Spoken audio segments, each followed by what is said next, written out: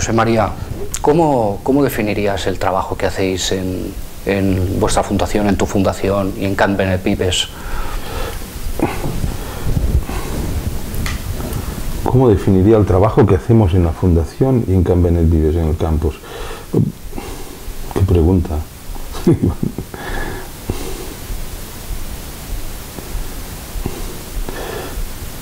O sea, hacemos bastantes tipos de trabajo en el campus y en la fundación y en la consulta.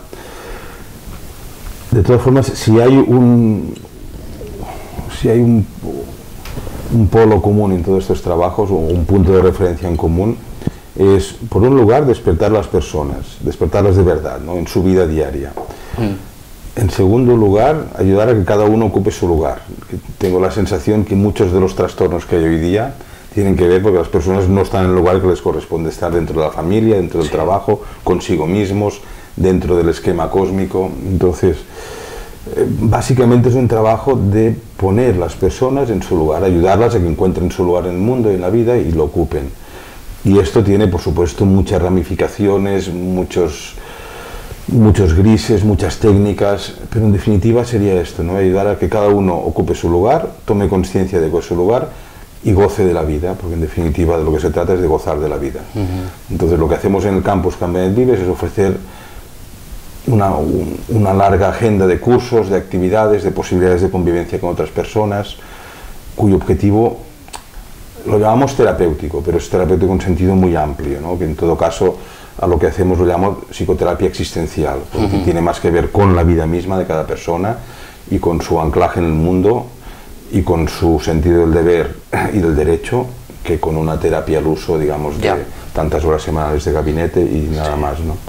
Entonces, todos son piezas para crear un contexto adecuado para ayudar a que las personas encuentren su lugar en el mundo y, por tanto, el sentido de su vida y se puedan entregar gozando a lo que es su sentido de la vida y su lugar en el mundo y su lugar en la familia. Pues, muy interesante. ¿Cómo se alcanza, cómo se puede alcanzar esa comprensión, ¿no?, ese entendimiento, ¿no? ¿Cómo alcanza una persona que va, pues, a vuestra fundación, a Can Benet Vives, y a raíz de estos trabajos que me dices que hacéis, de talleres, cómo puede alcanzar la comprensión, ¿no?, de cuál es su lugar en el mundo, ¿no?, cuál es el sentido de su existencia?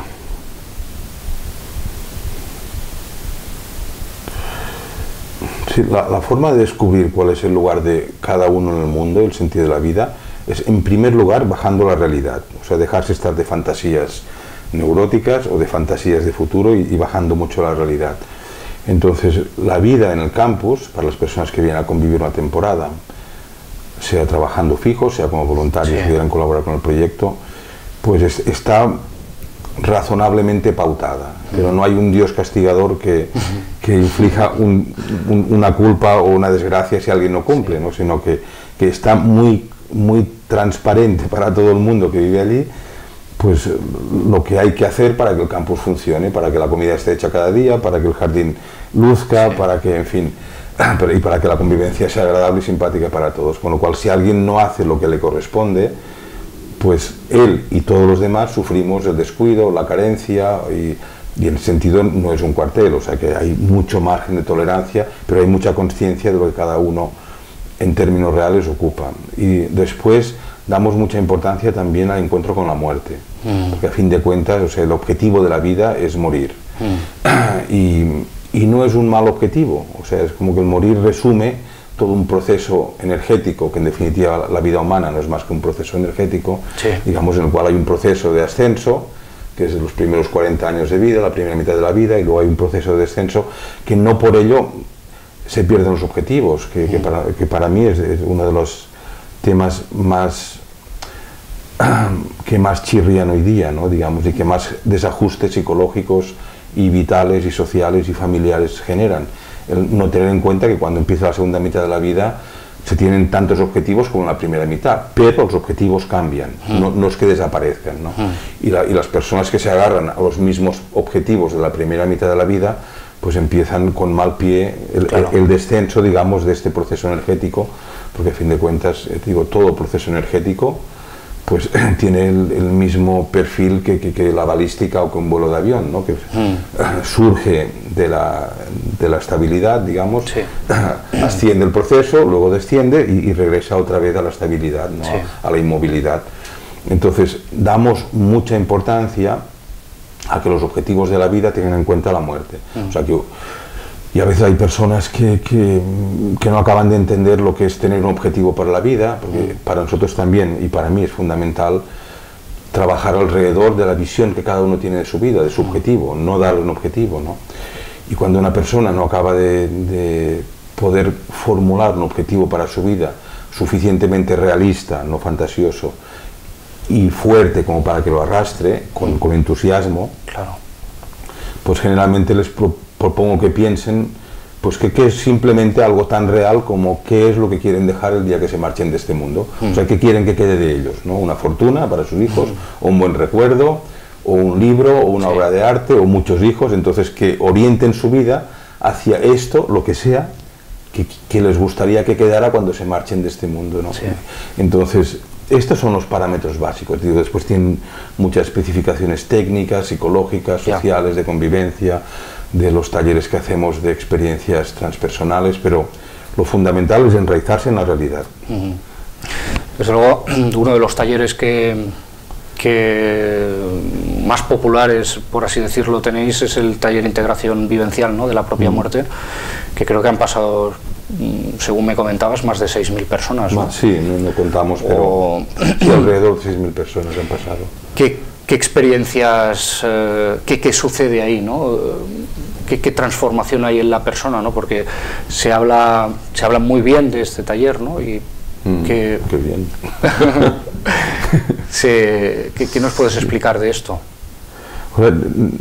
El taller en sí es una experiencia de disolución del ego sin perder la conciencia, y ahí está el kit de la cuestión, ¿no? Porque si pierde la conciencia una persona, mira, puede tener una experiencia pues como tener un gran sueño nocturno, si no lo recuerdas por la mañana, pues algo arreglado por dentro de ti a nivel inconsciente, pero no se saca todo el provecho. Entonces, durante el taller se anima a que los participantes, pues a través de las técnicas de respiración holorénica y de los ejercicios que hacemos previamente, pues tengan una experiencia profunda de disolución del ego, lo cual se resuelve primero una experiencia catártica, o sea, de descarga de las presiones emocionales conscientes e inconscientes, y en muchos casos, después de esta descarga catártica, hay una experiencia propiamente extática. O sea, éxtasis es un término griego que significa verse desde fuera, ¿no? Eran dos palabras, extase, que significa ser capaz de verse uno objetivamente desde fuera. Entonces, la posibilidad de verse una persona desde fuera, no atrapada por su propia maqueta de lo que es el mundo y sus propios automatismos mentales y sus propias dependencias emocionales, pues es como volver a empezar la vida, en cierta forma, ¿no? Entonces, porque las personas que pasan por este taller, no todas, pero en su gran mayoría, y hasta donde cada uno está preparado, porque tampoco se fuerza a ir nadie más, no se fuerza a nadie a ir más allá de donde cada uno puede llegar, ¿no? En este proceso de disolución del ego. Y es un taller gozoso, o sea, nos lo pasamos bien.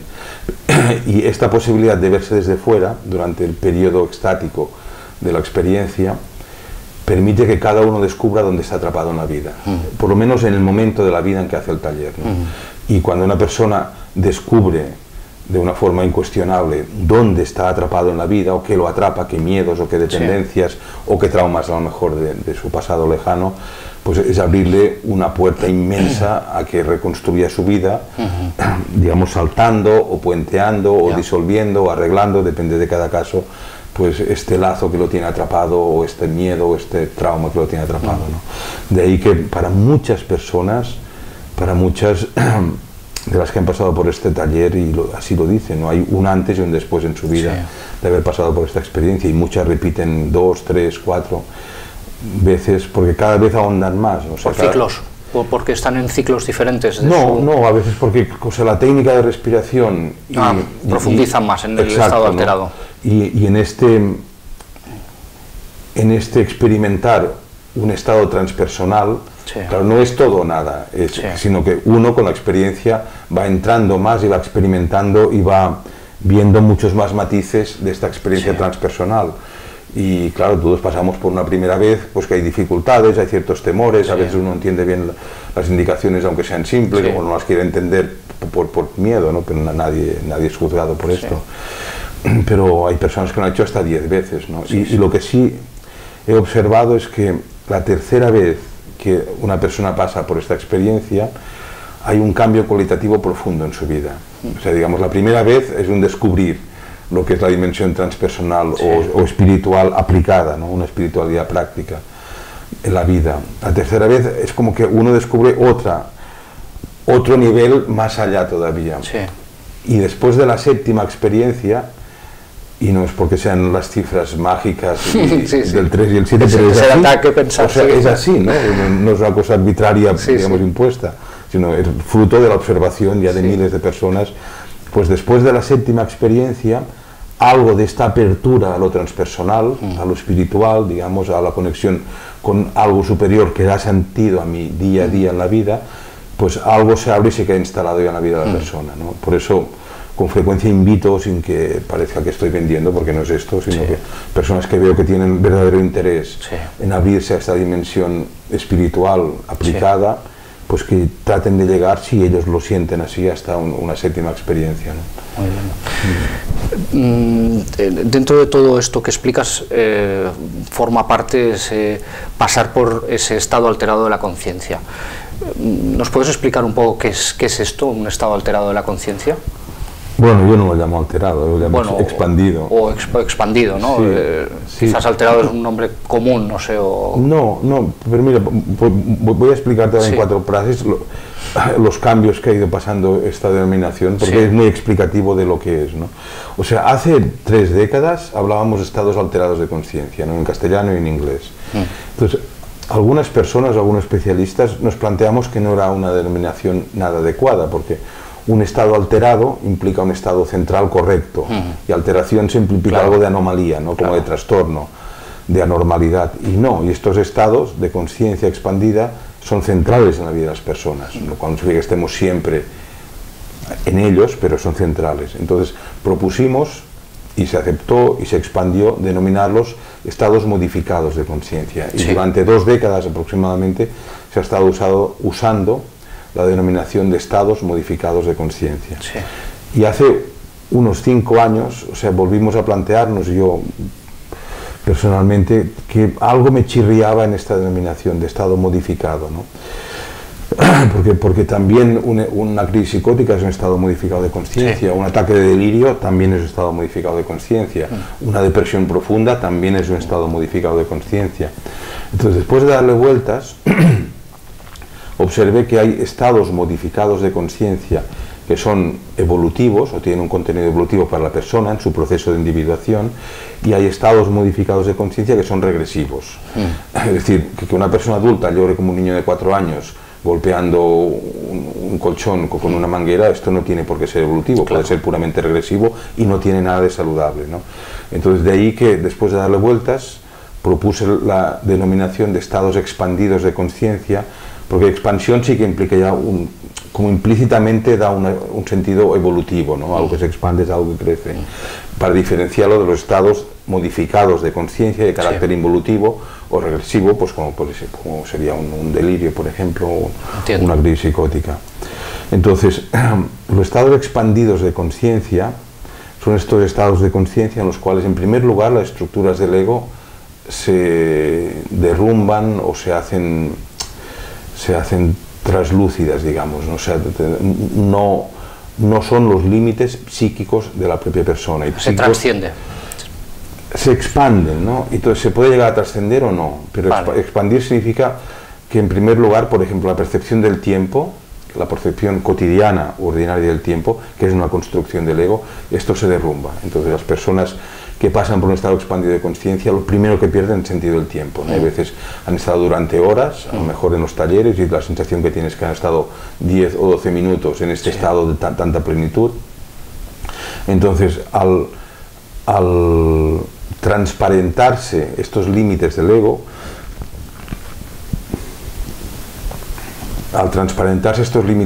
o disolverse, si la persona no pierde la conciencia despierta, que a veces se pierde, entonces no sirve de gran cosa, pero si se mantiene el estado de alerta, de atención, esto implica poder percibir unas dimensiones del ser que van mucho más allá de la pequeña cárcel del ego, ¿no? Pues por ejemplo, al disolverse el tiempo, de pronto afloran recuerdos con una vivacidad y una intensidad como si fueran presentes, los recuerdos de la propia persona. La percepción ordinaria se expande también. Entonces ahora, por ejemplo, estoy preparando un seminario sobre intuición, que se llama así, sistematizando la intuición, y la primera parte del seminario se va a transmitir una serie de técnicas para permeabilizar estos límites tan rígidos del ego, porque cuando se expande la conciencia, también de pronto empezamos a percibir elementos de la realidad que no percibimos en estado cotidiano. Y la intuición tiene que ver con esto, ¿no? La persona es capaz de verse a sí misma, digamos, relativizando mucho su vida cotidiana y sus respuestas emocionales, y en definitiva se asciende a un conocimiento que solo se puede obtener desde estos estados expandidos de conciencia, ¿no? Es decir, que yo diría que evolucionamos, y no creo que me equivoque, evolucionamos sobre dos pilares, ¿no? Que uno es el ser y el otro es el conocimiento. Y de ahí que experiencias sin conocimientos solo son locura, ¿no? Y conocimiento sin experiencia del ser es, como se suele decir, un asno que va cargado de libros. Entonces el conocimiento se obtiene pues estudiando. Sí. Pero para acceder a cierto conocimiento hay que tener un nivel de conciencia, ¿no? Y este nivel de conciencia se obtiene teniendo experiencias, o sea, digamos, nutriendo el ser. Pero no cualquier experiencia, sino que han de estar ordenadas desde el conocimiento, ¿no? De ahí la importancia de los maestros, por ejemplo. Una sinergia. O sea, sí, parece que tiene que ir como... Ha de ir a la vez, ¿no? Sí. Entonces ya te digo, si hay mucha experiencia pero sin conocimiento es locura, sí. ¿No? Que es, por ejemplo, lo que pasó en la generación psicodélica en Estados Unidos, ¿no? Mucha experiencia con drogas psicoactivas, con experiencias transpersonales, pero hubo mucha locura porque no había el conocimiento para ordenar esta experiencia, ¿no? Y es lo contrario de lo que está pasando hoy día en Occidente, que hay mucha literatura y muchos libros de autoayuda y de espiritualidad, pero como no hay experiencia en muchos casos, pues las personas leen y nutren su intelecto, pero son asnos cargados de libros, como se suele decir. Yo, a raíz de esto que comentas, Josep María, me vienen dos preguntas. Bueno, te las hago por parte. Una pregunta es... ¿Qué diferencia hay, o si la hay, ¿no?, entre las experiencias,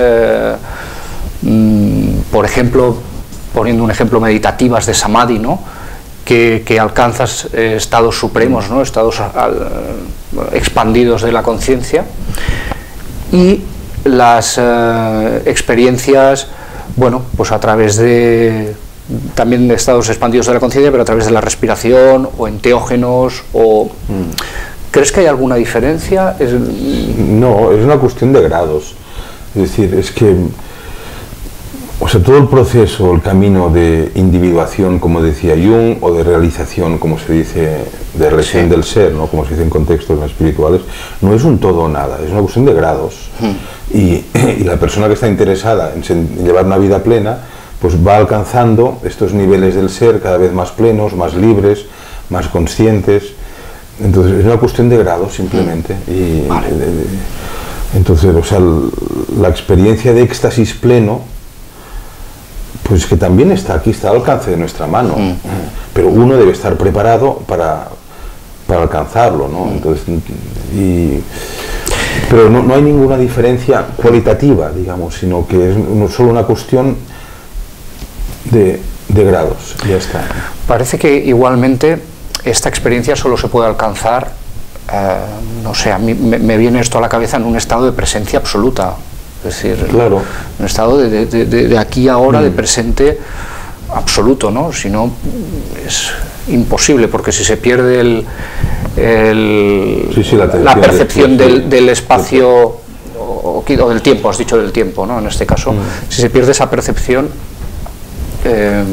no sé, parece que es la única forma de alcanzarlo, ¿no?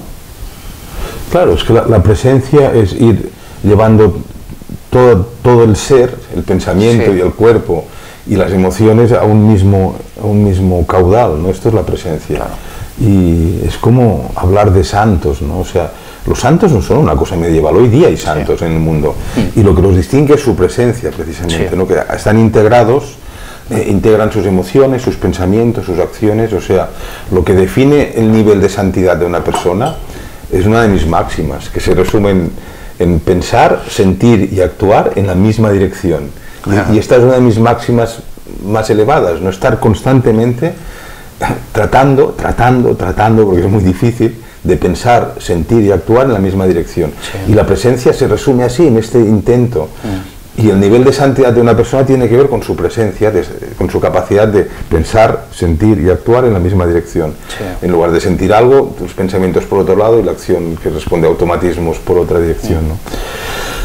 Pero es una cuestión de grado, ¿no? Sobre, digo, y hoy día hay santos, pues claro que hay santos. Y en Occidente hay santos. No es una cosa de la Edad Media. Tal y como entiendes estos estados expandidos de conciencia, a ese nivel que se alcanza, ¿lo entiendes como una cosa no local? Es decir, algo etéreo. La sanación se produce, o tienes la visión, donde se tiene la visión es algo no local y no físico. ¿O qué es la conciencia? La conciencia es la capacidad de estar presente. Pues esto, la conciencia, ¿no? ¿Y eso es algo local? Es decir, ¿es algo físico? No, hay una dimensión individual y local, y una dimensión que es transpersonal y alocal. Entonces, y lo que marca este parámetro, el límite, pues es lo que en psicología se llama el ego, y cada cultura ha puesto su término, ¿no? Como lo llaman los árabes, lo llaman ¿cómo lo llaman en el mundo árabe? No me acuerdo qué palabra usan. Pero o sea, cada cultura ha creado un término y toda una conceptualización, no solo un término, para referirse a este mundo en el cual se habita de forma individual, local, pero a través del cual hay una conexión a un mundo más elevado, del cual probablemente bajan las ideas y baja la energía para ser y baja el sentido de la existencia. O sea, todo sistema es algo que ya se sabe, ¿no? Que un sistema nunca tiene la justificación en sí mismo, excepto Dios, lo llame cada uno como lo llame, ¿no? Entonces, excepto este sistema que es autorremunerativo en términos absolutos, que es Dios, del cual tan poco sabemos en realidad, por mucho que se hable de él, sabemos casi nada. Pero excepto este nivel, todos los demás niveles necesitan justificarse o encontrar su finalidad desde un nivel superior. De ahí que la vida humana cotidiana no tiene ningún sentido si no es focalizándose hacia algo superior, que puede ser la pertenencia a un partido político, por ejemplo, a un grupo religioso, incluso a una familia, pero algo que está por encima de los límites individuales, psicológicos, económicos, físicos también de cada persona, ¿no? Entonces, y esto está en otro lugar, en lugar no local, ¿no? Pero, o sea, yo creo que nos complicamos tanto la vida, porque es obvio, todo esto es obvio, ¿no? O sea, si mi cuerpo, el otro día leía que en un cuerpo humano, más o menos, ¿no? Porque son cifras siempre aproximadas, se dan 1 millón de reacciones químicas cada segundo. Entonces, claro, si en mi cuerpo cada segundo se dan 1 millón de reacciones químicas, y si hubiera un 15% de estas reacciones químicas cada segundo que se desviara de su orden armónico y en su momento temporal, mi cuerpo se colapsaría. Entonces, ¿quién regula esto? O sea, es que hay que ser muy tonto para no pensar acto seguido, pero ¿quién regula este millón de reacciones químicas que se dan en mi cuerpo y en cualquier cuerpo humano cada segundo, ¿no? Entonces, esto tiene que venir regulado de algún orden superior. Claro. O sea, cada célula no se puede poner de acuerdo con todas las demás. No es casualidad. Sí, entonces... Ni hay caos. Ni hay caos, exacto, ¿no? Entonces, a veces personas, ¿no? que se llaman no creyentes, ¿no? O agnósticas, personas que se llaman no creyentes en ningún tipo de ser o dimensión superior, ¿no? Pues a veces las invito a que vengan arriba al campus, a Can Benet, y nos damos un paseo por la naturaleza, y les digo, pero no veis, o sea, nosotros somos hijos de la naturaleza, no al revés. O sea, esta idea de que la naturaleza está a nuestro servicio es de una neurosis y de una perversión mortal. O sea, nosotros somos producto de la naturaleza. Cada hojita de cada árbol O sea, para hacer la función clorofílica no necesita más que 1 milímetro de tejido. Y nosotros necesitamos un laboratorio descomunal para producir para clorofila a partir de la luz del sol. Entonces, ¿nos dais cuenta que nosotros somos hijos de este orden natural? Y que, por tanto, si quieres no crees en Dios ni en Alá, pero que hay un orden superior es incuestionable. Y si uno no lo ves porque no lo quiere ver, entonces bueno, ya no hace falta discutir nada más, ¿no? O sea que solo hay que abrir un poco la visión y darse cuenta que en estos estados expandidos de conciencia podemos participar de una forma consciente y percibir de una forma despierta pues este orden superior al cual pertenecemos, ¿no? Al hilo de lo que comentas,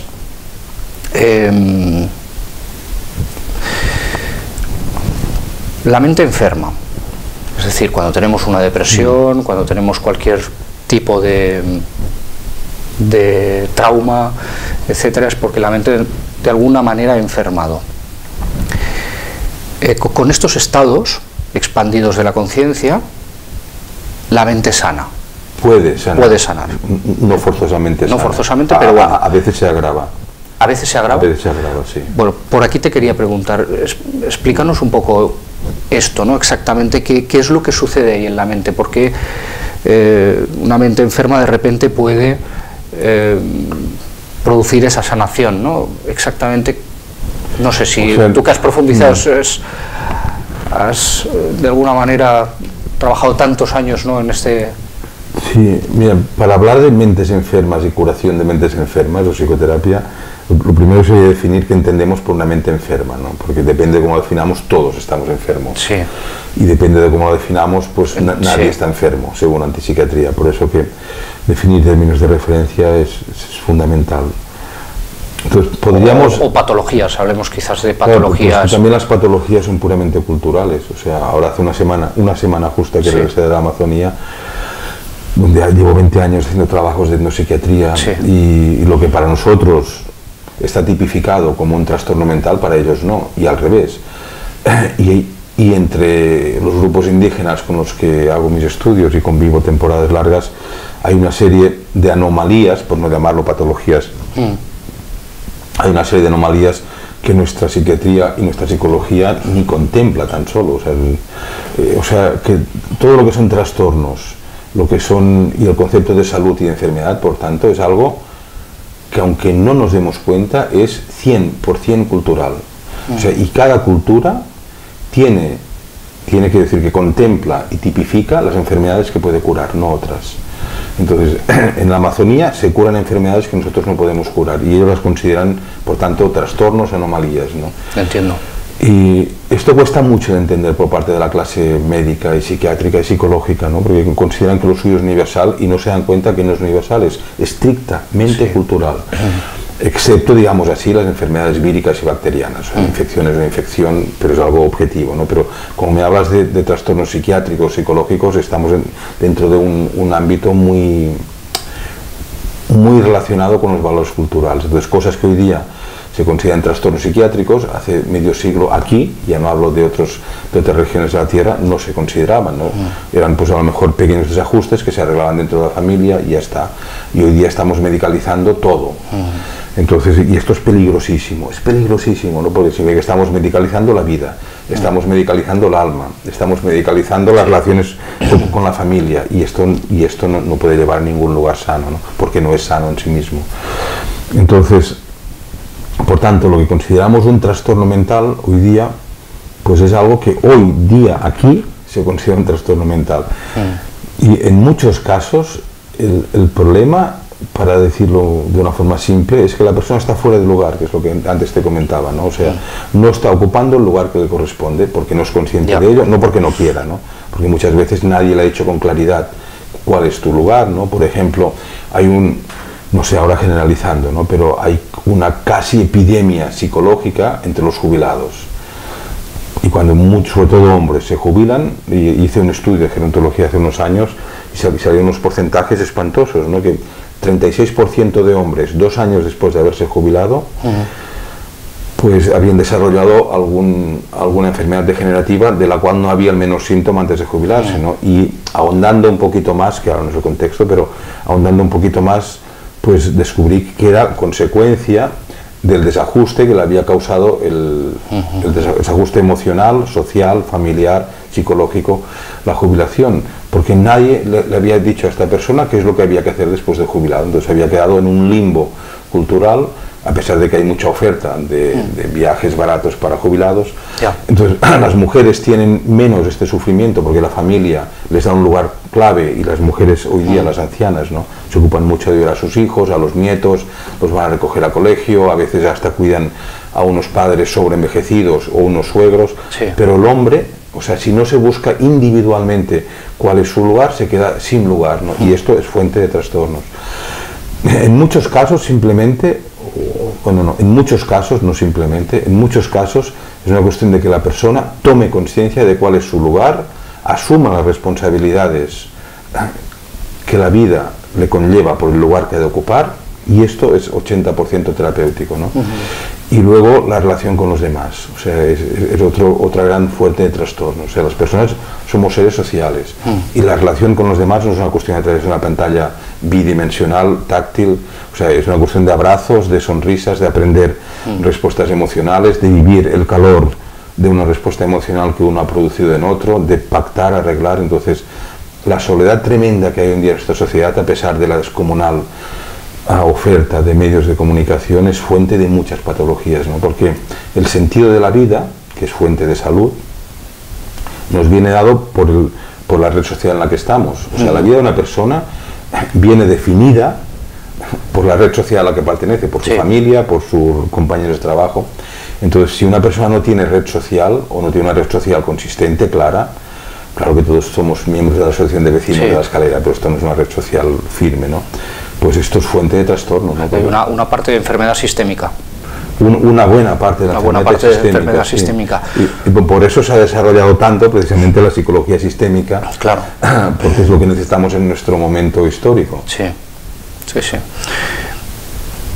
Igualmente, sea como sea, hablabas de tomar conciencia, ¿no?, de que la persona o el anciano o la anciana, quien sea, tome conciencia.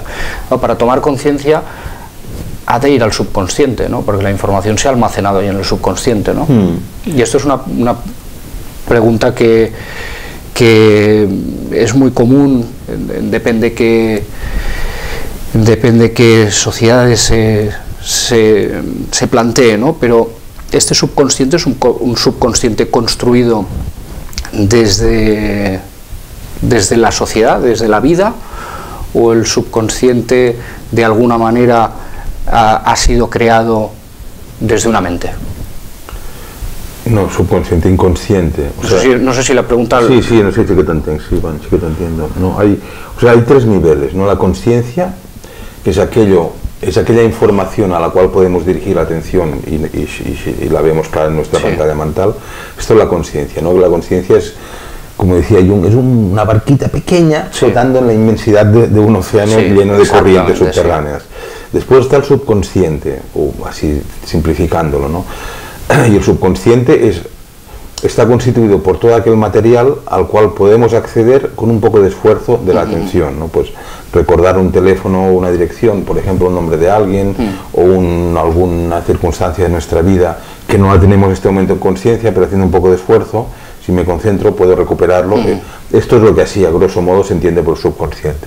Y después está todo este océano de corrientes, que es el inconsciente. Entonces hay una parte del inconsciente que es personal, que es lo que Freud, digamos, formuló, y ahí se quedó Freud. Luego hay un inconsciente que es familiar, que es lo que está poniendo ahora de relieve la psicología sistémica, sobre todo todas las técnicas de Hellinger, ¿no? Como hay un inconsciente familiar que se puede poner a la vista, ¿no? Digamos, elevarlo al nivel del que somos conscientes. Después hay un nivel inconsciente, que lo podríamos decir cultural, o sea, los catalanes tenemos un contenido inconsciente como cultura, que es distinto de los castellanos, de los gallegos, y muy distinto de los chinos, de los tibetanos o de los indígenas amazónicos. Y luego hay toda una dimensión más profunda de este inconsciente, que es la más estable, que es espacial, digamos, por especie, ¿no? O sea, entonces, como especie viva, todos los seres humanos de todas las épocas hemos compartido un nivel profundísimo, que es al cual se busca llegar en los estados de expansión de conciencia, porque es en este nivel de inconsciente más universal donde está la paz de verdad. O sea, no hay, digamos, nuestro mundo interno es como un océano, ¿no? Siguiendo con esta metáfora, y hay unas marejadas arriba, que es el día a día, y las emociones, y las tensiones, y las presiones, y esto es la marejada, pero si uno baja un poco de nivel, por debajo de esta espuma y de este movimiento, hay otro nivel en el mar que es un poquito más estable, ¿no? Que es el que produce las marejadas, ¿no? Que esto sería, pues si simplemente lo que conseguimos retirando la atención hacia dentro nuestro, meditando un ratito cada día, de ahí la gran importancia de meditar cada día, de bajar a este nivel donde no todo es reactivo, ¿no? Pero si vamos bajando, y siguiendo con esta metáfora, cada vez que estamos en estratos más profundos del mar, también hay corrientes y hay vida, no es agua estancada, pero es mucho más estable lo que sucede ahí, en estas profundidades, ¿no? Que es donde se busca llegar con todas las técnicas orientales de meditación, mis talleres de respiración lorénica y de experiencias transpersonales. O sea, vamos bajando, ¿no? De ahí que no es todo o nada, ¿no? Sino que es un gradiente de ir bajando, ir consiguiendo conectar y tener conciencia de estos estados cada vez más profundos. Lo que ocurre es que hay como un concepto equivocado, ¿no? Y es de que desde estos estados que podemos ir visitando al profundizar en el océano, por así decir una metáfora, podemos mirar hacia abajo, y es mentira, nunca se puede mirar hacia abajo. O sea, solo podemos mirar y percibir y experimentar, no solo visualizar, solo podemos experimentar el nivel en el que estamos, pero el esfuerzo es para ir bajando, para ir descendiendo, ir experimentando estados cada vez más estables, más amplios también, de conciencia, pero no podemos mirar hacia abajo. O sea, una persona que lleve 5 minutos meditando y que nunca ha meditado, baja un poco de esta superficie llena de salpicaduras, pero no puede saber lo que está 100 metros por debajo, por mucho que quiera mirar hacia abajo, ¿no? Entonces es un trabajo de esfuerzo diario, ¿no? De ir calmando nuestro ser interno, de ir tomando conciencia, de mirando, ¿no? Donde estamos en un plano horizontal, y luego tratar de bajar un poquito más con la ayuda externa de alguien tal vez, o con textos que ayuden a bajar un poquito más, tomar conciencia de dónde está uno, y esto le permite profundizar un poco más, vuelve a tomar conciencia, pero cada vez es un plano horizontal. No, me parece muy importante esta explicación que haces, porque las personas han de saber, ¿no? que el trabajo ha de hacerse, ¿no? que se ha de llegar ahí, a esa paz, a ese orden, ¿no? a ese subconsciente donde más profundo, donde desde ahí puedes tener una visión y volver a encauzar o a entender, comprender, ¿no? Hacia dónde te diriges, hacia la existencia de tu vida. Yo creo que eso es fundamental para... Claro, desde niveles profundos del alma o del ser, uno entiende qué causa las marejadillas que hay en la superficie, y claro, no las puede evitar porque forman parte del océano también, pero es muy distinto poder incluso prever que va a venir marejada, de estar constantemente atrapado en este mundo reactivo de esto, ¿no? De salpicaduras y de olas, ¿no? Pero es mucho trabajo. A mí a veces me sorprende que en nuestro mundo las personas, todo el mundo, ¿no? Acepta y entiende que hay que gastar un gran dineral y mucho esfuerzo y tiempo para conseguir formarse en una profesión, hacer una carrera universitaria, y que no hay que gastar lo mismo para cultivarse por dentro, ¿no? Pues requiere esto, mucho tiempo, esfuerzo, dinero, muchas veces, mucho dinero. Y es sorprendente, ¿no? Que tantas personas lo quieran como gratis, y a veces hasta viene a talleres, ¿no? Personas que pero no es gratis esto. ¿Cómo va a ser gratis?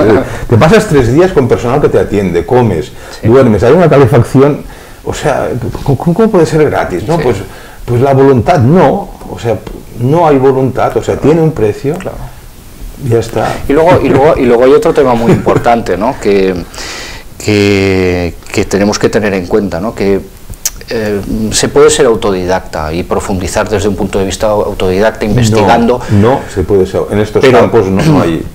Donde quería llegar es aquí, ¿no? Pero yo pienso que en una gran mayoría, quizás en un 99% de las personas, se necesita un guía, un maestro, un acompañante, llamémosle como queramos, ¿no? Pero se necesita una persona realmente que haya pasado por todo eso previamente, no una vez, sino 100 veces, para poder guiarnos, ¿no? Y sí, nosotros en la escuela de vida que dirijo lo llamamos el entrenador, sí. O sea, para hacer este símil con el personaje deportivo, sí. ¿no? Porque parece que aquí en Occidente la palabra maestro está demasiado asociada a autoritarismos arbitrarios, la palabra gurú suena demasiado a desparrame oriental y túnicas de color azafrán, ¿no? Entonces la palabra entrenador, sí, claro, hace falta alguien que sepa hacia dónde vas, conozca el camino y te conozca a ti para que te ayude a salvar los fallos y las debilidades que todos tenemos, ¿no? O sea, entonces, lo que pasa es que todo esto proviene de la moda del horizontal, o sea, y es otra de las imágenes erróneas que tenemos en Occidente, ¿no? O sea, el universo es vertical, no es horizontal. Todo en el universo es vertical y la Tierra depende del Sol, nos guste o no. Y si el Sol dejara durante 2 segundos de emitir los rayos y la calor que emite, la Tierra moriría toda forma de vida orgánica congelada, ¿no? Entonces, nos guste o no, dependemos del Sol, y el Sol a su vez depende de otra estrella alrededor de la cual gira. Entonces, cuando se descubre que todo en el universo es vertical, que toda forma de ser vivo y todo individuo tiene alguien de quien tomar, que está por encima suyo, y tiene alguien a quien tiene que dar, que está por debajo, y esto es lo que define el lugar de cada uno en el esquema, de quién tienes que tomar, y esto no implica autoritarismo del que está arriba, ni arbitrariedad, y todo el mundo tiene a quien dar, que es el que está debajo, sean hijos, sean discípulos, sean animales está a tu cargo. Entonces, cuando uno entiende de verdad que el esquema es vertical, se acaban muchos problemas, porque esta idea de horizontalidad es lo que nos lleva a dar golpes de codo y yo puedo. No, tú no puedes con todo, o sea, tú tienes un lugar en el esquema y tienes que coger del que está de arriba tuyo, porque él tiene la obligación de darte, no es una cuestión de soberbia o de generosidad, tiene la obligación de darte. Entiende, o sea, los padres, yo soy padre, tenemos la obligación de educar a nuestros hijos en valores, de darles comida, de protegerlos, o sea, y no es una cuestión de generosidad, es una cuestión de deber natural. Y los hijos, o cuando somos hijos, tenemos la obligación de tomar de los padres y de coger de los padres, ¿no?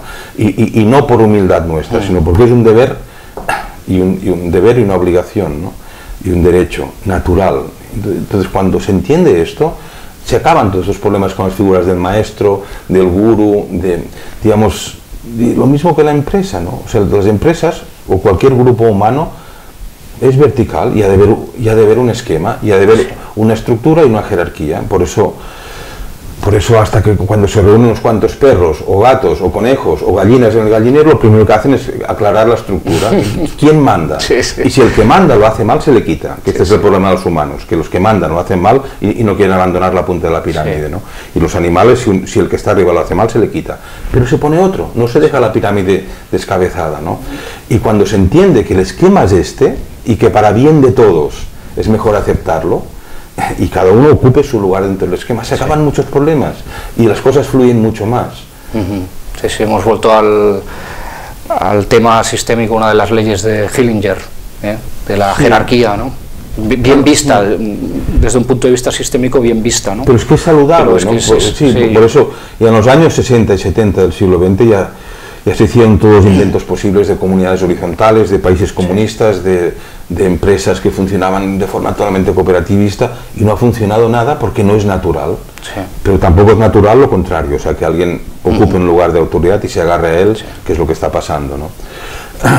Pero entonces, no sé, en los colectivos en los que yo, para bien y para mal, tengo un cargo de director, como es en el campus de Can Benet y en la fundación, pues es algo que a veces, cuando llegan personas nuevas, las repito, aquí mando yo, o sea, no olvides, el esquema es vertical y mando yo. Si un día lo hago mal, me lo dices, porque antes de tomar una decisión, procuro que sea para bien de todos, y como no soy especialista en todo, en mantenimiento, en administración, procuro escuchar, antes de tomar una decisión, a todos los que saben de aquello, pero la decisión la tomo yo, y no se discute, y así vamos bien todos. Les digo, mira, son empresas democráticas, yo digo lo que hay que hacer y los demás lo hacen, y así vamos todos bien, ¿no? Yo, José María, te quería preguntar por el inconformismo ancestral, ¿no?, que hay en la sociedad. ¿Qué punto de vista tienes por esta sociedad, ¿no?, que parece que no que no está conforme absolutamente con nada, ¿no? Que no encuentra su lugar en el mundo, ¿no? ¿Cómo ves esto y hacia dónde crees que se dirige nuestra sociedad occidental en este caso, ¿no? Sí, o sea, europea dices, sí, o exacto, occidental sí. En general. Como quieras. Pero... No, es que no es lo mismo, sería que... Bueno, hablemos Japón es occidente, de lo más cercano a nosotros, ¿no? Que es Europa, ¿no? O sea, a mí la sensación que me da Europa es de un asilo de viejos que viven todos peleados entre ellos, pero que no quieren salir del asilo ni quieren dejar de ser viejos, ¿no? O sea, en este momento Europa es una muestra de decadencia absoluta, y decadencia entendida pues como una sociedad y personas, cada persona, que repiten patrones sin saber para qué, han perdido el sentido de esta acción, pero siguen repitiendo el patrón. Entonces, es una sociedad de la cual habría que marcharse, o sea, simplemente, porque está cayendo a pedazos como decadencia, ¿no?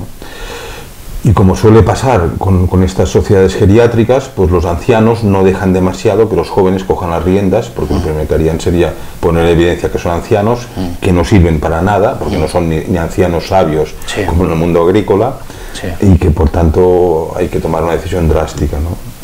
Pero yo creo que Europa vamos muy mal, ¿no? Yo la veo como una sociedad absolutamente decadente, ¿no? Sí, sí, sí. Y de ahí que esta incapacidad para tomar decisiones a nivel mundial, a nivel gubernamental.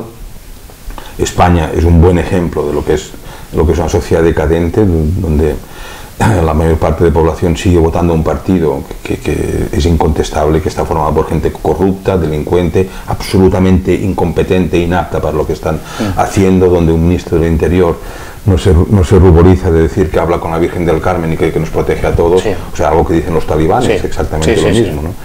Que respeto las creencias religiosas y las prácticas religiosas de cada uno, pero un ministro del Interior sí, no puede decir en público, a menos que no sea un talibán o un iluminado, sí, que la Virgen nos protege, y por tanto, si es un iluminado o un talibán, no sirve para hacer de ministro. Sí. O sea, esto es inmediato, ¿no? Pero en cambio, sigue haciendo de ministro, diciendo sus barbaridades, y la gente le seguiría votando por una mayoría, si no absoluta, casi. Entonces, para mí España en este momento es una buena muestra de lo que es una sociedad en decadencia.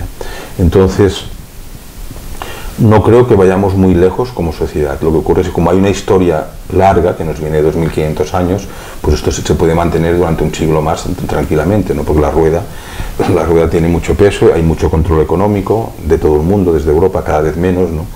Ya se sabe que las grandes potencias orientales están cogiendo ahora el relevo.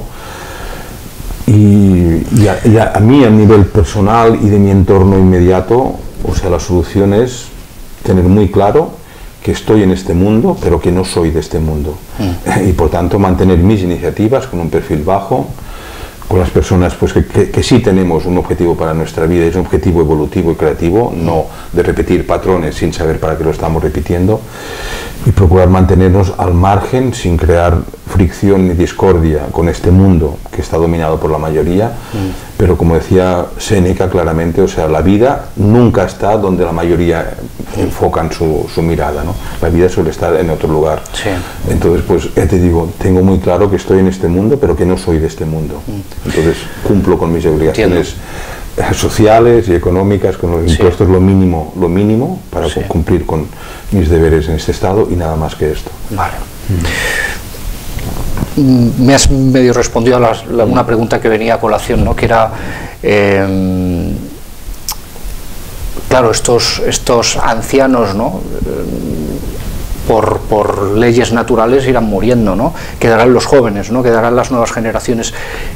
¿Qué piensas de las nuevas generaciones, de los más jóvenes, ¿no? Los que ahora pueden tener 20 años o 25 claro, o 30? Sí, el problema con los jóvenes, no de ahora, de siempre, es que, o sea, en la juventud tenemos el impulso y, digamos, es cuando este proceso energético que es la vida humana, sí, a nivel colectivo y a nivel individual despega, ¿no? Pero los jóvenes no tienen dirección. O sea, cuando yo tenía 20 años, sí, tenía mucho ímpetu y muchos ideales, pero ahora que tengo casi 60 me doy cuenta de lo perdido que estaba entonces, sin darme cuenta de lo perdido que estaba, ¿no? Sí. Y de la cantidad de energía que gasté en iniciativas que no tenían ninguna posibilidad de éxito y que a nivel personal me podían satisfacer tal vez, pero no mucho más.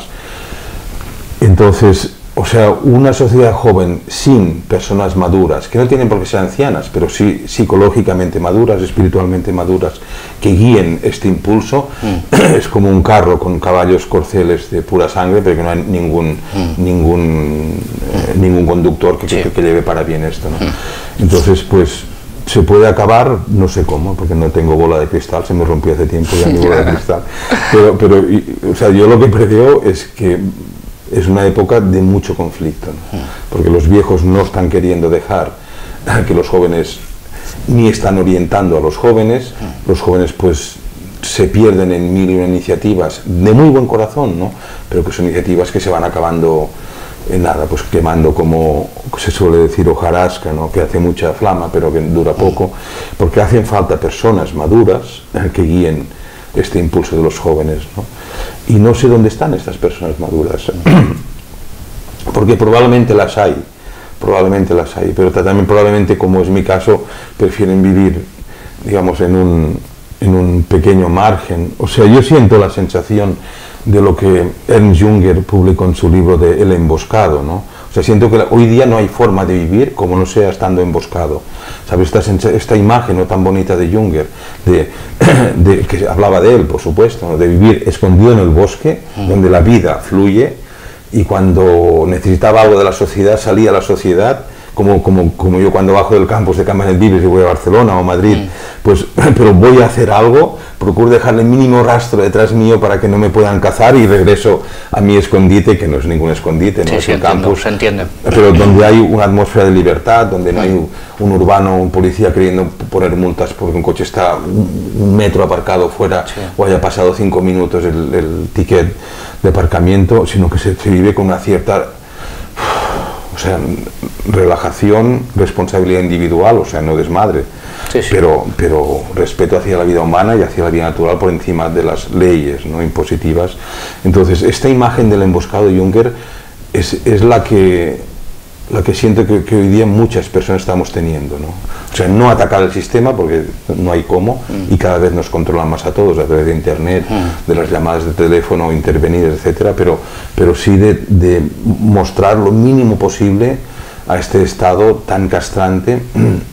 Entonces, quien quiera venir a mi lugar en el bosque, digamos, a mi refugio emboscado, será bienvenido, ¿no? Será bienvenido, y si puedo orientarlo ya desde una cierta edad madura que tengo, pues encantado y con todo el interés y el corazón. Pero no voy a ser yo el que intente expandirlo, digamos, ¿no? Porque hay demasiadas trampas hoy día, ¿no? Legales, por ejemplo. O sea, a veces pienso, como tú antes me comentabas, Iván, ¿no?, de si yo lo que hago es escribir, por ejemplo, o sea, ofrezco talleres que son experiencias bien conducidas para expandir, ¿no?, la vida de uno, pero todo el marco legal es tan complicado, la gestión de esto, la gestión económica, es tan complicada que a veces me siento atrapado gastando mucho más tiempo en la estructura que en el contenido, ¿no? Entonces cuando me doy cuenta me retiro de no, o sea, esto lo tienen que llevar otros, o si no lo pueden llevar, pues no se hace, ¿no? Entonces, esta imagen de Jünger del emboscado es una gran imagen hoy día. Y siento que los jóvenes están emboscados, pero no tienen la astucia para salir, digamos, entrar en la civilización, coger lo que necesiten sin malgastar su energía y su tiempo, y regresar a esta vida más conectada con la naturaleza. Sí, más rural, más, lo que ahora se dice una vida más alternativa. Que es alternativa porque han cambiado los paradigmas, pero en realidad es una vida más original, ¿no? Sí, pero hoy día, por ejemplo, yo estoy en contacto con los Okupas, ¿no?, que es casi el único movimiento alternativo, al cual respeto mucho, y cada vez menos porque veo que también se ha colado personas que no, digamos, que no merecen ser llamados Okupas.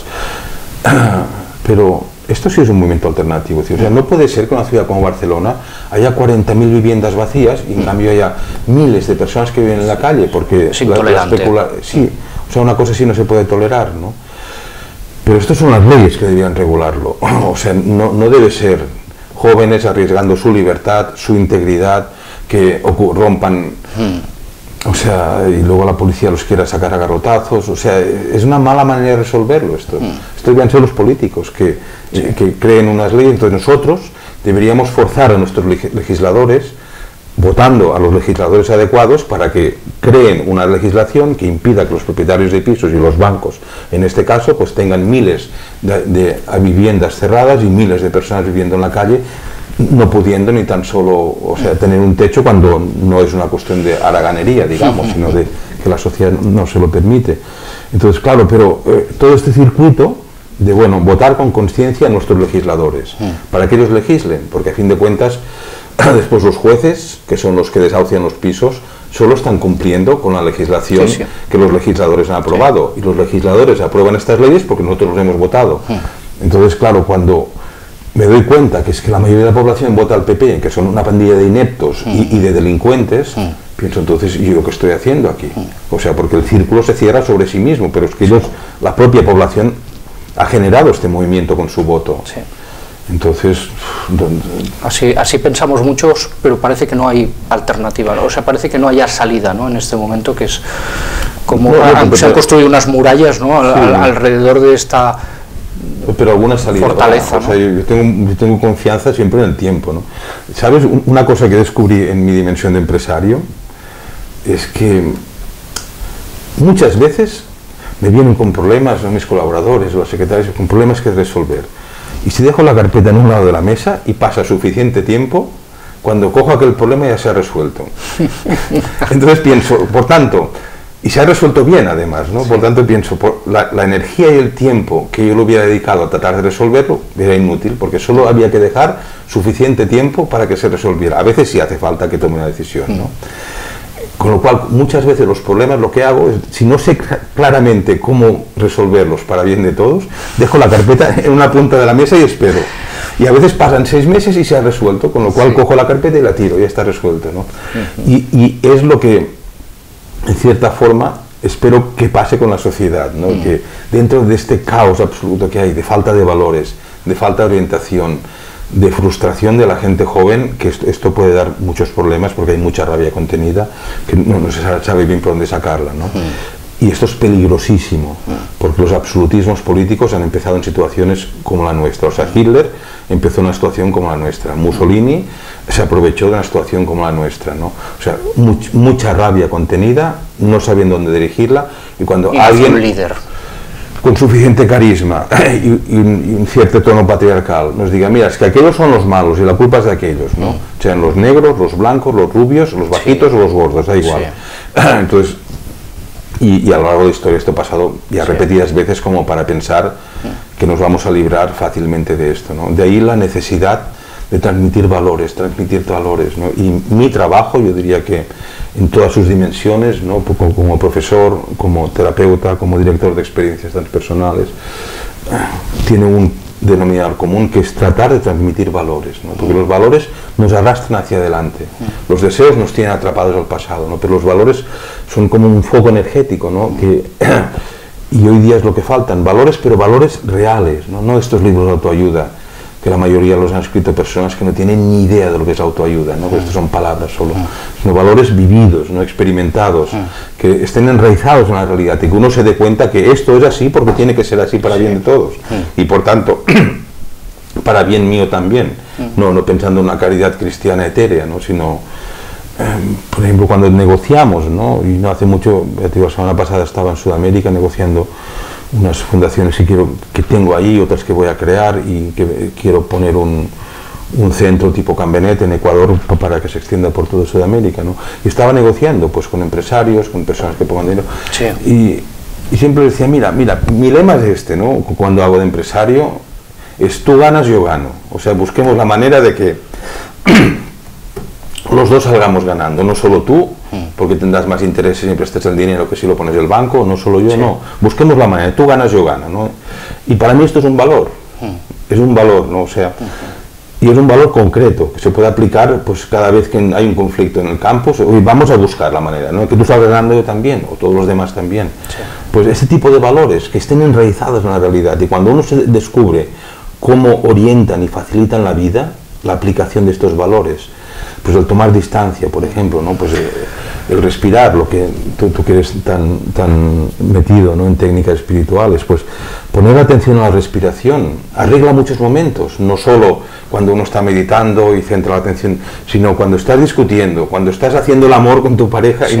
O sea, procura centrarte en la respiración, y de pronto esto da otra dimensión a la situación en sí y la amplía, ¿no? Y estamos más desde el ser interno y desde la espiritualidad y desde estos niveles más profundos del océano, no solo en la marejada arriba. Pues esto, por ejemplo, ¿no? Por eso hay que entrenarse a poner la atención en la respiración, sí. porque cuando uno se ha entrenado meditando, después en un momento de tensión puedes dirigir una parte de la atención a la respiración y esto arregla la situación. Sí, es cierto.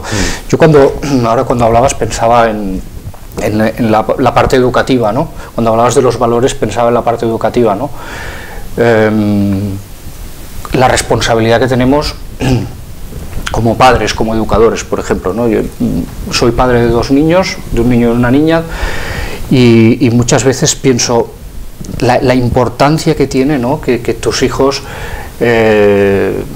integren una serie de valores y puedan empezar a observar hacia adentro, ¿no?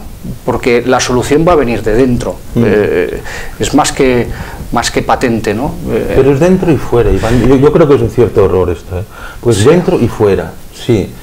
O sea, y creo que, perdóname, sí. no, Iván, no, tranquilo, no. Pero creo que es uno de los sesgos que tiene hoy día todo lo que es el desarrollo humano y el cultivo del mundo interno, que es dentro y fuera. O sea, mirarse solo dentro, esto es enfermo. No, lo que quería decir es que para que yo me dé cuenta exactamente cómo puedo hacer una contribución, ¿no?, a una comunidad, a una sociedad, ¿no?, desde un punto de vista de un desapego, ¿no?, de decir, yo voy a ganar, pero la sociedad va a ganar, ¿no?, que es lo que decías tú del ganar-ganar.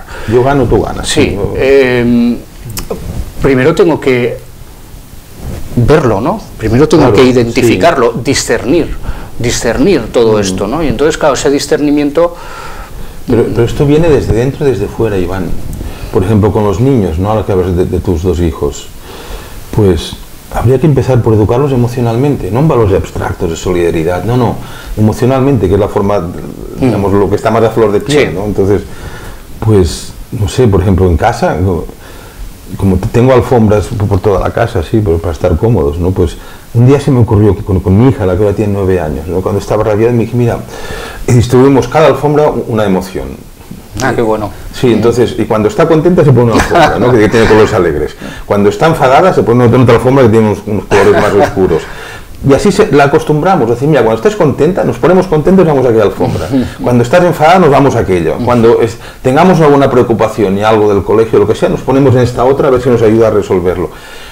Y, a ver, es solo una pincelada, entiendo, es solo un ejemplo, sí, pero entiendo. Esto es crear una interacción entre el mundo interno, sí, que se discierne, utilizar recursos externos y también para... Externo. Y a veces ahora llega mi hija enfadada, y dice, no, me voy a la alfombra roja, que es la del enfado, ¿no? Y me estaré allí hasta que me pase. Digo, pues perfecto, pues, cuando te pase... Está muy bien, me lo apunto esto, lo de las alfombras. Sí, pero se puede hacer con niños, sí. O sea, delimitando espacios. Está muy bien. O sea que es una forma de que el mundo interior y el mundo exterior estén en contacto, ¿no?, y en interacción, y se nutran, y se eduquen mutuamente, y se regulen, no solo mirar hacia adentro. No quería decir no utilizar los elementos externos, porque están ahí, hay que jugar, hay que divertirse, evidentemente, ¿no? Quería decir que, bueno, que es a partir de ir a esa alfombra, ¿no?, y estar dentro cuando... Sí, hay que mirar hacia adentro. Cuando va a venir seguramente esa luz, ¿no?, como esa visión, ¿no?, que te ayuda a entender esa emoción, ¿no?, que dices, vale, sí, entiendo, claro, por ahí va. Interior, no decía de no utilizar los elementos que nos ha dado los árboles, las plantas, el sol, todo esto son elementos que evidentemente nos ayudan a... Sí, yo recuerdo, yo era muy amigo de Albert Hoffman, ¿no?, el químico universal que descubrió el LSD y un montón de fármacos que hoy día están enriqueciendo los laboratorios que los siguen comercializando. Y para mí fue un modelo de virilidad, bien de persona, de científico con la cabeza clara, y de hecho daba discursos ante 3.000 personas cuando tenía 98 años, o sea, con una cabeza clarísima. Y una vez le pregunté qué pensaba de Freud, porque él fueron de la misma época, no exactamente, pero... Y Albert Hoffman se quedó pensando y me dijo, Freud era un mal hombre. yo me quedé sorprendido, ¿no? Además con un tono, o sea, firme, sí, ¿no? Me dijo, era un mal hombre, ¿no? Yo me quedé sorprendido y dije, ¿pero por qué crees que era un mal hombre? Porque Albert Hofmann era una persona especialmente dirigida hacia adentro, pero era químico, o sea, él trabajaba con la estructura de la materia, pero tenía una riqueza interior y un discernimiento de sus emociones y de saber su lugar en cada momento y una estabilidad, o sea, más que admirable, ¿no? Y modélica. Me dijo, una persona que solo mira hacia adentro es una mala persona. Y esto es lo que hizo Freud, ¿no? Solo mirar hacia adentro. Y a partir de aquí seguimos charlando de otras cosas, ¿no? Y me dio mucho que pensar, porque las opiniones de Albert Hofmann eran opiniones para pensárselas, ¿no? Lo mismo que cuando tenía ya 99 años, un día estábamos cenando y riendo. Y yo le dije, tú, Albert, ¿tienes algún secreto? Porque esto de tener 99 años y estar así... Y medio en broma, medio en serio, como él hablaba con frecuencia, me dijo, no, tengo 3 secretos. Y digo, oye, ¿cuáles son tus 3 secretos? Me dijo, mira, 1, beber cada día un par de copas de vino tinto.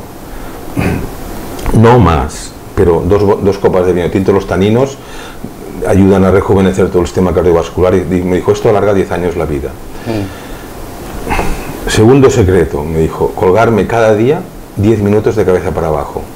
Porque estos inversores que hay ahora, fue él quien los creó. ¿Ah, sí? Sí, porque él, cuando tenía 42 años, tenía un dolor en un codo que no había forma de sacárselo, y un día visitando Pompeya, en los mosaicos que aún quedan en Pompeya, vio la representación de un baño de la época de los romanos y la figura de un hombre colgado de cabeza para abajo. O sea, no colgado de muerte, ¿no? Sino y esto le abrió la chispa, le disparó la chispa creativa de que si se pusiera cada día un poco de cabeza para abajo, descargaría del cuerpo algunas válvulas que les vendría muy bien no tener que estar 24 horas aguantando la fuerza de gravedad. Y él mismo se hizo unos zapatos al principio que tenía viejos, que yo los he visto con unos ganchos, y se puso en la pared unos pivotes salientes y se enganchaba. Y cuando empezó a sentir cómo le iba bien para su cuerpo, él mismo diseñó un inversor primitivo que después ha ido perfeccionando, ¿no? Pues me dijo, segundo secreto, ponerte cada día 10 minutos de cabeza para abajo, ¿no? Y me dijo, el tercer secreto, estar abierto al mundo, para vivir hasta la muerte, pues como yo, ¿no? O sea, con la cabeza clara, estar abierto al mundo, ¿no? Entiendo. Josep María, ¿qué nos puedes explicar del campus, donde organizáis todas las actividades, donde hay personas que, bueno, tienen incluso ahí alojamiento, ¿no? Viven ahí, se pueden hospedar. ¿Qué nos puedes explicar de este campus? Mira, Can Benet Vives, que yo sepa, es el único campus que hay en Europa dedicado estrictamente al cultivo, actividades para el cultivo del mundo interno. No confesional, porque después hay los monasterios, todo tipo, pero es un campus no confesional dedicado a actividades del mundo interno.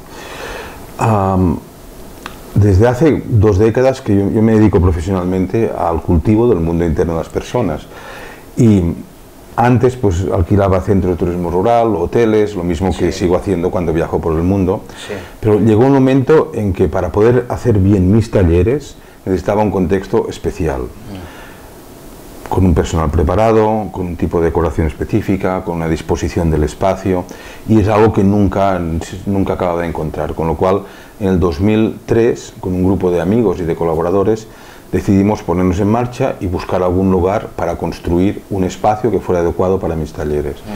Después de un año de buscar, encontramos esta finca maravillosa y estoy muy agradecido. Esta finca que no se llamaba Can Benet Vives, que era un centro de ¿cómo se llama esto? Era un lugar para niños, para que pasaran las vacaciones de verano.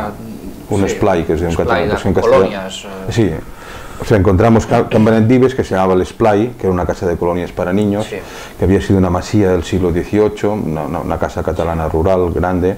Entonces lo compramos, lo adaptamos, estuvimos 2 años de obras, hasta construir lo que ahora, ya cada vez mejor, pues es el campus. Recogí el nombre ancestral que tenía, la casa, que era Can Benet Vives, que Can en catalán significa casa de, y Benet Vives era Benito Vives, que fue el campesino que hace 2 siglos pues puso la primera piedra para construir la casa. Entonces recuperé el nombre que tenía porque me gustaba, ¿no? Pensé, además de todo el raigambre tradicional, Benito, a mí pues los benedictinos es de las órdenes que me gustan, y Vives es un apellido que da alegría por sí mismo, pues Benet Vives pensé, pues vamos a recuperarlo, a mantenerlo. Y entonces pues como no encontraba un espacio adecuado donde poder realizar mis actividades profesionales, pues acabamos comprándolo y creándolo. A estas alturas, 10 años después, que este 14 vamos a celebrar ya la primera década de existencia de Can Benet Vives, pues se ha convertido en un punto de referencia en Europa y vienen maestros de muchas tradiciones, porque es un lugar especialmente creado para esto, donde caben más de 100 personas y hay 3 salas de trabajo independientes. Sí. Y hay 3 salas de trabajo independientes, o sea que podrían haber hasta 3 grupos trabajando a la vez sin interferirse ni en los comedores ni en las salas de trabajo. Son 8 hectáreas de un bosque, de un jardín precioso, o sea, hay lugar para hacer actividades al aire libre, sea tai chi o actividades de movimiento. Hay un jardín de casi 10.000 metros cuadrados de césped, con piscina también para hacer actividades dentro de la piscina. Y se ha convertido además en un punto de referencia de una forma de convivencia alternativa seria. Entonces Can Benet Vives, el campus, está llevado el día a día pues por una comunidad que vive en el campus, que se organiza alrededor de las funciones que el propio campus genera para que funcione, y entonces hay personas que viven ahí de forma permanente y cobran un sueldo de la fundación y tienen su casa, o sea, no es una vida comunitaria, nosotros lo llamamos un vecindario. Lo que pasa, una ecoaldea, no, lo llamamos un vecindario, con la característica que los vecinos nos escogemos entre nosotros antes de poder venir a residir allí, y que todos los vecinos tienen un mismo objetivo, que es hacer funcionar el campus, ¿no? Pues hay quien se encarga del huerto, toda la comida que se da es de cultivo propio, hay quien se encarga de la limpieza. Entonces, además de las personas que viven ahí permanentemente, hay un número de personas voluntarias, y gracias a ellas el campus también funciona, gracias a estos voluntarios, pues que vienen a pasar una experiencia de vida comunitaria o semicomunitaria, que pueden venir desde un mes, hay algunos que hace 2 años que están allí, hay personas mayores que se han jubilado y se han quedado a vivir en el campus, y sí, hay niños que han nacido allí. Entonces es como, es una microsociedad que tiene una estructura y un objetivo claro para todos, ¿no? Y que por encima de la estructura laboral y de la fundación y del objetivo que es mantener el campus, lo que se busca es una calidad en la convivencia para que todos los que viven en el campus pues aprendan a ser personas junto a otras personas, ¿no? Entonces los problemas que hay, sean de carácter emocional o de convivencia o laboral o económico, hay unas normas internas que se usan para resolverlo. Entonces, y en esta altura te digo, no solo hago mis actividades, que ya son más o menos la mitad de las actividades que se hacen en el campus, o un poquito menos, sino que ahí vienen maestros de Estados Unidos, de la India, y lo que encuentran pues es un lugar especialmente preparado para hacer actividades en el mundo interno, que el personal que atiende, desde los camareros hasta los fontaneros, son todo personas que especialmente están interesadas en su cultivo como seres humanos, por tanto se entiende perfectamente y se puede acompañar una situación de crisis personal, de llanto, de catarsis, o sea, todo entró dentro de las posibilidades, ¿no? Y además está en medio de un parque natural, con lo cual no tenemos vecinos, es un lugar bellísimo, que está frente al mar Mediterráneo. O sea, desde mi despacho tengo la suerte de por una ventana ver el mar y una vista enorme del mar, y por la otra ventana veo el Montseny y el Pirineo al fondo. Es un lugar privilegiado, ¿no? Con lo cual pues invito a todas las personas que quieran venir a colaborar, a pasar una temporada, y para los voluntarios pues el trato es unas horas semanales de trabajo en lo que les toca, para bien del proyecto, a cambio de alojamiento completo en casa y de participar en las actividades que se hacen pues sin pagar, o a los precios de coste de, no sé, si se reparte un libro o algo así, ¿no? Para ver las actividades que hacéis, los talleres, incluso las actividades que son externas a los talleres que hacéis vosotros, las personas tienen que entrar en Can Benet Vives. ¿Cuál es la web? La web es canbenetvives.org. Sí, canbenetvives.org. Entonces, el campus tiene la programación propia, de actividades propias, que son básicamente las mías, una programación de actividades externas, o sea, de personas que contratan el campus para realizar sus actividades, y después se ofrece también como lugar de retiro. O sea, cada vez vienen más personas para hacer retiros de silencio, para escribir, para estudiar, a veces retiros familiares, que vienen grupos familiares pues 4 o 5 días o 2 meses para estar ahí de retiro. El marco es ideal, ¿no? En la montaña.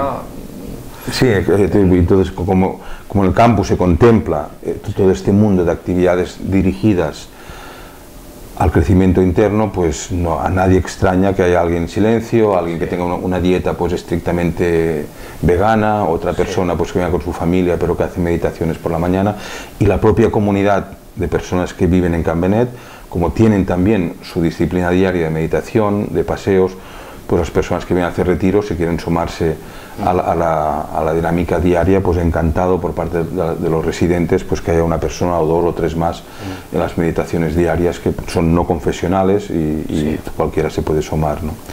Y luego por otro lado están mis actividades profesionales, que son los talleres y cursos que imparto, que algunos los imparto en Can Benet y otros los imparto fuera en América o en otros centros de España, y que pues básicamente gira todo alrededor de la experiencia de expansión de conciencia. Es decir, los talleres prácticos pues son talleres para integrar la propia muerte a través de una experiencia de disolución del ego, para aprender a amar, que son talleres que hago de 5 días, en los cuales a través de una experiencia también de expansión de conciencia específicamente orientada y de ejercicios previos, pues las personas aprenden lo que es reconocerse a sí mismos, para empezar, sin juzgarse, y lo que es reconocer a otros y a uno mismo a través de la relación con el otro, que es de una forma simple, simplificada, lo que entiendo por amar. Y casi todos los seminarios que imparto teóricos también son sobre estados expandidos de conciencia, o el seminario que hago sobre música inconsciente, que son unos días al año que disfruto mucho, son 6 días, pues exponiendo y transmitiendo a profesionales músicos, directores de orquesta, musicoterapeutas, personas melómanas también, cómo afecta la música a nuestro inconsciente y cómo se usa la música para guiar desde estados de expansión de conciencia a estados místicos, o en musicoterapia, bien de jockeys también. Ah, sí. Sí, o sea, es un seminario en el cual disfruto mucho, ¿no? Y lo hago cada 2 años porque mi agenda ya no da para más. Y ahora pues este año que voy a impartir por primera vez un seminario sistematizando la intuición, que también tiene que ver con esto, ¿no? O sea, la aplicación en el ámbito intuitivo de resolución de conflictos o de búsqueda de información a través de la vía intuitiva, pero usando este estado que no es de expansión de conciencia profunda, porque no es respirando catártico, pero sí que algo que he ido descubriendo, y esto empecé a darme cuenta los años que viví en la Amazonía, ¿no? Que los grupos indígenas con los que convivía y en los que hacía estudios de antropología usan mucho la intuición, y me di cuenta que en un contexto como la selva, para orientarse, para cazar, para sobrevivir, en un sentido amplio, la razón tiene poco que decir. No es que no tenga nada que decir, o sea, pero tiene mucho menos que en Occidente que decir.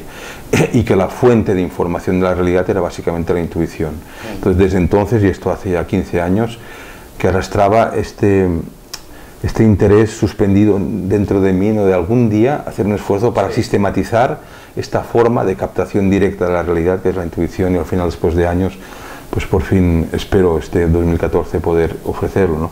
Pero también tiene que ver con expansión de conciencia, ¿no? Con otro tipo, con otra vía para expandir la conciencia, que es más, que es mucho más aplicado, ¿no? Pero y espero que vengan pues desde directivos de empresa, empresarios, hasta médicos, por ejemplo, que hay bastantes médicos que se han apuntado, porque en la aplicación clínica, o sea, la práctica médica, es imprescindible la intuición, o sea, la razón tiene que estar.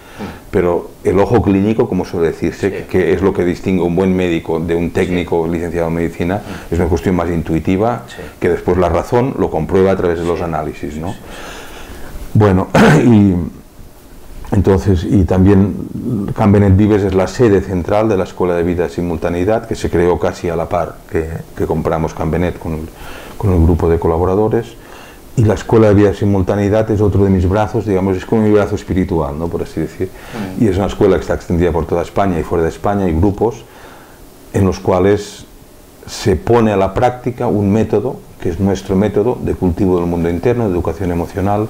Es una escuela de vida, ¿no? Y está creada, inspirada y digamos, y nutrida pues, de las escuelas griegas clásicas, digamos. Sí, eso te iba a preguntar, sobre qué base se trabajaba, filosófica o sobre... Sí, no, en la escuela de vida hay como 4 pilares, ¿no? Aunque después se ha hecho una síntesis actual, pero uno tiene que reconocer siempre a sus padres, ¿no? Entonces, por un lado, cogimos de modelo y nos inspiramos en lo que eran las escuelas de filosofía clásicas, sobre todo la escuela epicúrea de Epicteto, y usamos mucho el manual de vida de Epicteto, pues que eran espacios que en las escuelas clásicas de filosofía no tenían nada que ver con el academicismo actual, sino que eran alrededor de una persona, fuera Platón, Aristóteles, Epicteto o cualquiera, Séneca, Sócrates, ¿no? de los filósofos clásicos, pues que se reunían personas para discutir sobre su vida, ¿no? Sobre su vida espiritual, sobre sus peleas con el cónyuge, o cómo educar a los hijos, o sea, sobre la vida real, no sobre